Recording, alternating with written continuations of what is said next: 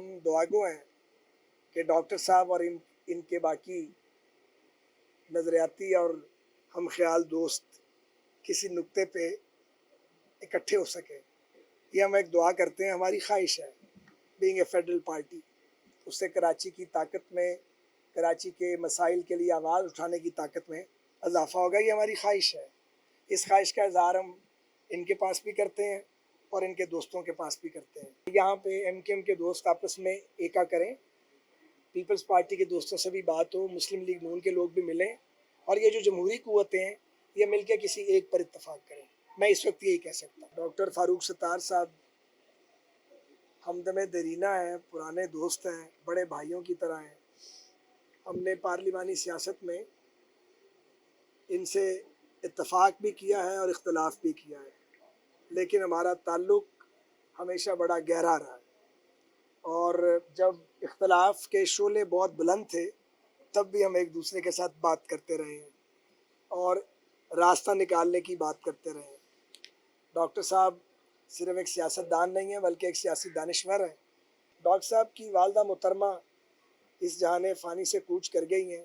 اللہ کریم ان کے درجات کو بلند فرمائیں. آمین. انہیں نبی اکرم صلی اللہ علیہ وآلہ وسلم کی شفاعت سے بہرہ ور کریں. آمین. اور ان کو کروٹ کروٹ جنت نصیب کریں. سعد رفیق صاحب اپنے ایک وفد کے ساتھ میری رہائش گاہ پر تشریف لائے ہیں، اور اس کا بنیادی اور واحد مقصد جو مجھے ایک ناقابل تلافی نقصان پہنچا. کل میری والدہ اس کوچائے فانی سے رخصت کر گئیں، تو ان کے انتقال پرملال کے سلسلے میں اظہار تعزیت کے لیے حاضر ہوئے. اور میں اس کو بڑی قدر کی نگاہ سے دیکھتا ہوں کہ میرے غم میں شریک ہونے کے لیے، میرا غم بانٹنے کے لیے جو ان کے ساتھ ہماری سیاسی بھی اور اس کے علاوہ رفاقت رہی ہے، جو کہ ایک طویل رفاقت ہے، تو انہوں نے اس رفاقت کی وجہ سے، اور ویسے بھی ایک انسانیت ہے، مناسب سمجھا اور آج یہاں پر یہ تشریف لائے ہیں. واضح رہے کہ کل وزیر اعظم پاکستان محترم جناب شہباز شریف صاحب نے بھی مجھے فون کر کے میری والدہ کے انتقال پر تعزیت کی تھی اور میرے غم کو بانٹا تھا. میں ان کا بھی شکریہ ادا کرتا ہوں. محترم سعد رفیق صاحب کا بھی شکریہ ادا کرتا ہوں کہ یہاں پر آئے، انہوں نے میری دلجوئی کی. ظاہر ہے کہ سیاسی لوگ ملتے ہیں، کوئی بھی موقع ہو تو کوئی بہت لمبی چوڑی گفتگو ہم نے نہیں کی. بس صرف یہ ہے کہ اس وقت ملک مختلف بحرانوں سے دوچار ہے، کثیر الجہتی بحران ہے، اور اس سے نکالنے کے لیے تمام سیاسی جماعتوں، سیاسی اکابرین کو سر جوڑ کر بیٹھنا چاہیے. اور خاص طور پہ جو ملک کی معیشت کی صورتحال ہے، تو اس میں جو ایک چارٹر کی بات ہوئی ہے، چارٹر آف اکانومی 2010 میں ہم نے بھی یہ بات کی تھی کہ ایک قومی ایجنڈا ہونا چاہیے.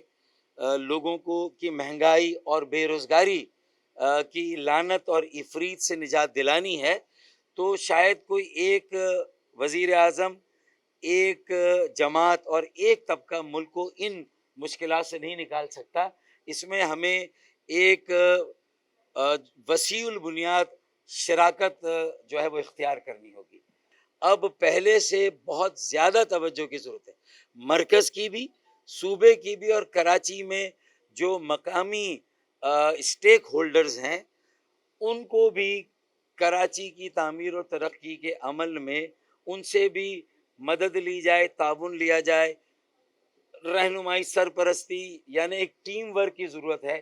تو ہم نے یہ بات بھی کی، لیکن یہ بہت سطحی بات تھی. میری والدہ کا ذکر کرتے رہے، اور ایک موقع پر وہ ٹی وی پر آئی تھیں، اور اس کے بعد اس کے بعد سوشل میڈیا پہ یہ بھی چلا تھا کہ بھائی میرے پاس یہ ہے، تمہارے پاس یہ، دو بھائی لڑ رہے ہیں. تو پھر اس نے کہا کہ ماں کس کے پاس ہے؟ تو ایک نے کہا کہ ماں میرے پاس ہے. تو آپ لوگ بھی میرے لیے دعا کیجیے، میری ماں کی مغفرت کے لیے. ہمارا ایم کیو ایم کے احباب کے ساتھ اشتراک ہے.